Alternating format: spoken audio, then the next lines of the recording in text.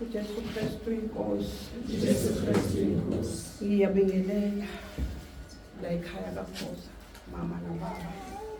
Ngibingelela ubaba umpostoli nomama umpostoli bevela eRichards Bay. Bingelele abomama bobaba bonke abafundisa, abomama abafundisa abantwana abasha bethu Sunday School egameni likaJesu. Igama lami ngumama uNdlovu obuya le eMtulwa. Ngisukuma nokubonga uNkulunkulu. Angikwazi ukuhlala phansi ngingafakazi bazalwane makutholakala ithuba lokufakaza. Ngingumuntu ohlala endaweni engagadekile la ngibuya khona. Uma ngithola leli thuba ngaso sonke isikhathi ngoba nala ekhaya ngifika nje mhlambe kabili ngenyanga, akwenzeki ukuthi ngasukumi ngibonga uNkulunkulu. Ngiyambonga uNkulunkulu ongiholile ngafika ngihambisana nomndeni wakaSithole obuya ngale eMpofini, umama nobaba wami nabantwana. Ngiyambonga kakhulu uNkulunkulu. Ngiyabonga.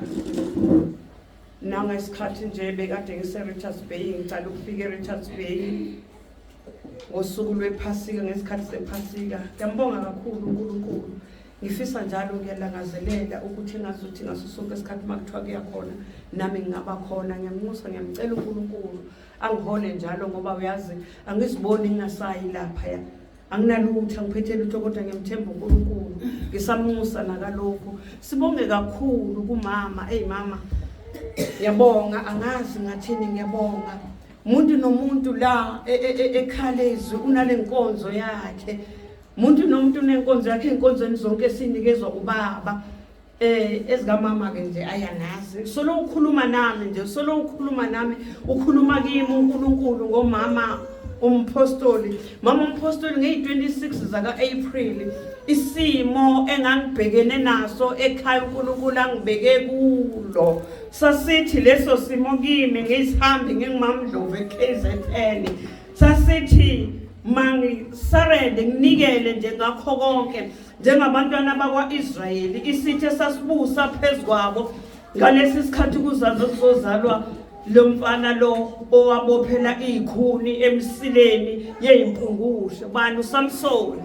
Ngaleso sikhathi sekwenzile lokho sithola ukuthi abantwana bakwa-Israyeli babe nokwesaba, isitha sebevumele ukuthi asibuse phezu kwabo. Leso sikhathi sangayi-26 saka-April kimi sasithi angisho njalo, kodwa ngama ngathi angingedwa. Ukhona uNkulunkulu engimkhonza njalo lengimbizayo, uJesu Kristu uyinkosi.